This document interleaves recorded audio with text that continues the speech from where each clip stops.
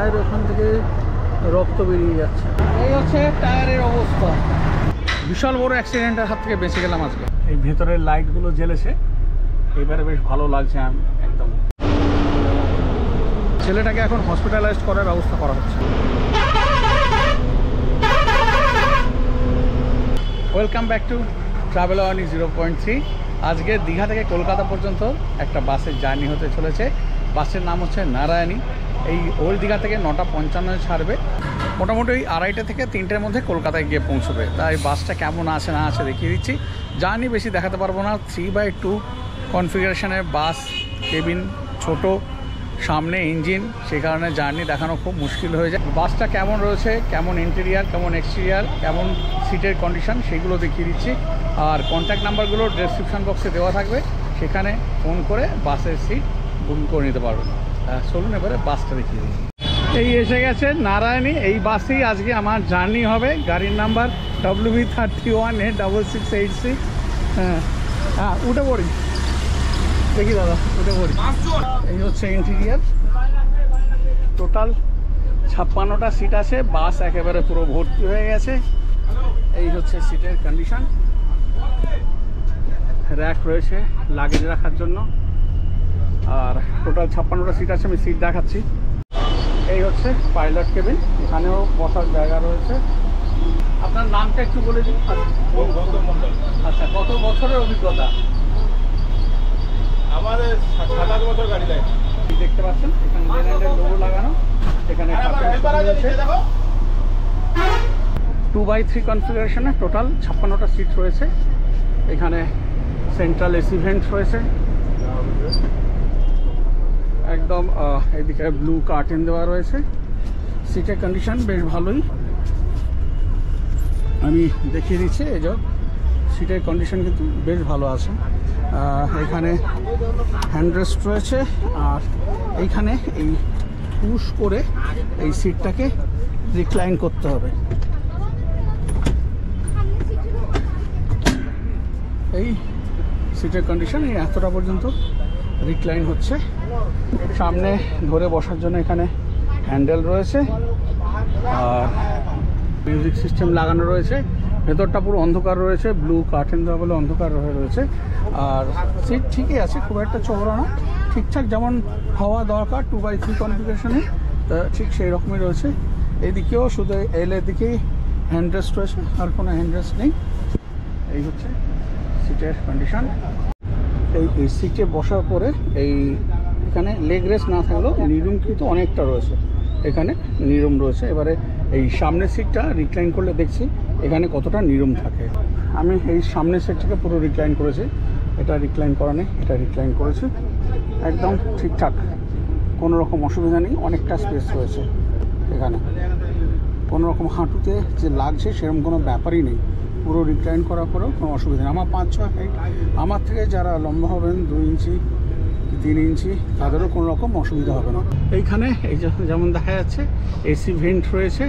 2জন প্যাসেঞ্জারের 2টো করে রয়েছে। আর ওইদিকে 3জন প্যাসেঞ্জারের কিন্তু 2টো এসি ভেন্টই রয়েছে।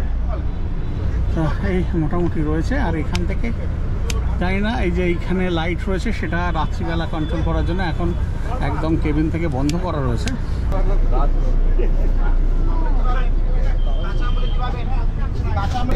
এলসিডি রয়েছে। এই হচ্ছে বাসের সাইড প্রোফাইল, এই যেমন দেখা যাচ্ছে এখানে এই যে নারায়ণী লেখা। এই হচ্ছে ব্যাক প্রোফাইল, এখানে বিশাল জায়গা রয়েছে লাগেজ রাখার জন্য। এই সাইড প্রোফাইল রয়েছে সাধারণ যেমন হয় 2/3 কনফিগারেশনের বাস, সেরকমই রয়েছে। ভেতরে কিন্তু সিলিংটা বেশ ভালোই রয়েছে। আর এই হচ্ছে ফ্রন্ট, এই নারায়ণী লেখা, দেবী চণ্ডী। এখানে সাঁতরাগাছি হয়ে যাবে। গাড়ির নম্বর WV31A6686। এই ভেতরের লাইটগুলো জ্বেলেছে, এবারে বেশ ভালো লাগছে। একদম পুরো অ্যাম্বিয়েন্ট লাইট রয়েছে একদম সামনে থেকে পেছন পর্যন্ত।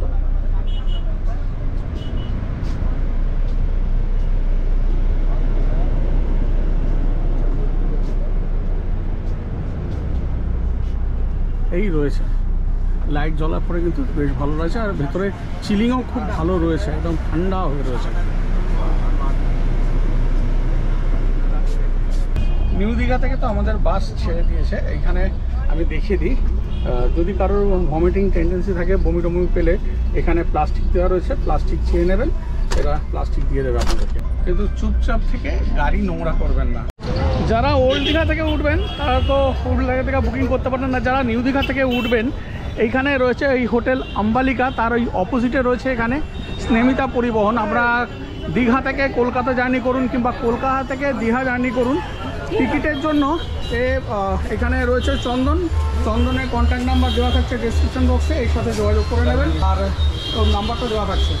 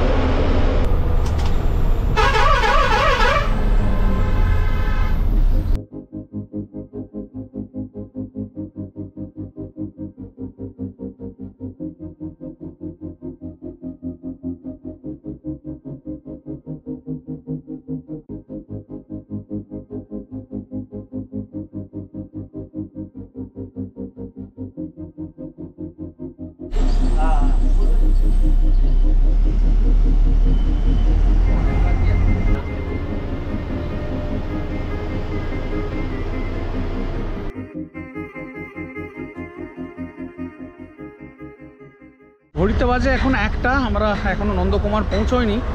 দারুণ স্পিডে গাড়ি চলছিল, কিন্তু সাংঘাতিক বড় অ্যাক্সিডেন্টের হাত থেকে আমরা বাঁচলাম।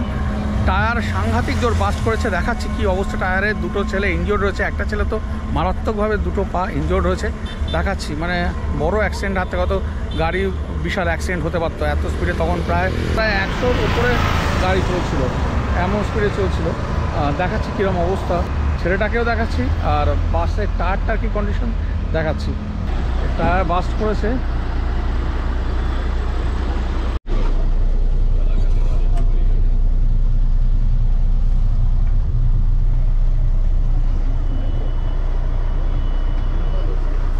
ধরে ধরে ওকে নামাতে হচ্ছে, দুটো পায়েতেই লেগেছে। আমি ওই জায়গাটা যাচ্ছি, দেখুন কি অবস্থা হয়েছে, একদম এমন বাস্ট করেছে। এইসব এই পাতিটা একদম উঠে গেছে এখানে, বুঝতে পারছেন মানে কি অবস্থায়। এরকম মোটা পাতিকে নড়ানো যাচ্ছে না, সেই জিনিসটা একদম তুলে দিয়েছে।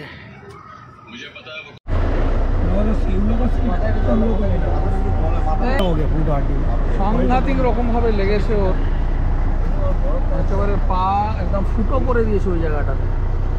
টিনটা তো দেখালাম যে কিভাবে উঠেছে। ইয়ে যে আরো বড় কিছু হয়নি সেটাই হচ্ছে, মানে বিশাল অ্যাক্সিডেন্টের হাত থেকে ও বেঁচে গেছে। আরো বড় কিছু হতো হতে পারতো, কিন্তু যাই হোক ঠাকুরের কৃপায় এইটুকুনের ওপর দিয়েই গেছে। তা আমাদের এখন টায়ার সারানো হচ্ছে, টায়ার সারিয়ে তারপর আবার কলকাতার দিকে রওনা হবে আর হচ্ছে টায়ারের অবস্থা। আমার একটু চোখটা লেগে গেছিলো, একটুখানি ঘুমিয়ে পড়েছিলাম, মানে এমন জোর আওয়াজ হয়েছে, পুরো চমকে গেছি। কন্টিনিউয়াসলি ওর পায়ের ওখান থেকে রক্ত বেরিয়ে যাচ্ছে। কি অবস্থা হয়েছে ওর, এই পাটা দেখুন ফুলে কি অবস্থা। এই পাটায় স্ক্রু ছিল। এই ভাইয়ের সাংঘাতিক আজকে মানে বড় বিপদের হাত থেকে, মানে এটাও বিশাল বড় বিপদ, হয়তো আরো বড় বিপদ হতো তার থেকে। আর এখানটা খুলেছে, একটা স্ক্রু ছিল, স্ক্রুটা বের করে ফেলেছে। স্ক্রুটা পুরো ঢুকে গেছে, একটা স্ক্রু এরকম ছোট স্ক্রু ঢুকে গেছিল।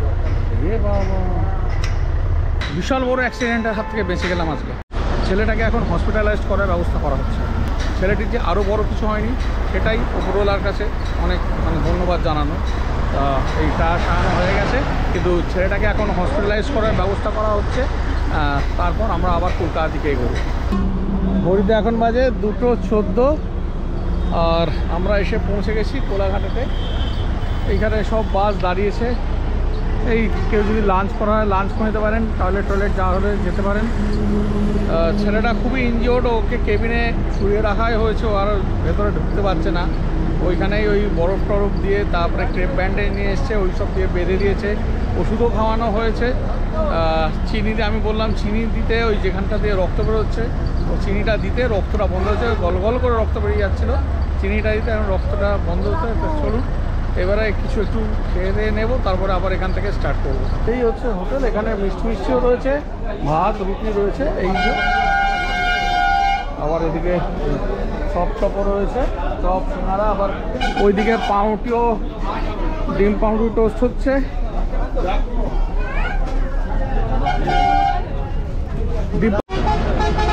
সব বাস এখানে দাঁড়িয়ে রয়েছে। ওই মা আনন্দময় হিন্দু হোটেল। আবার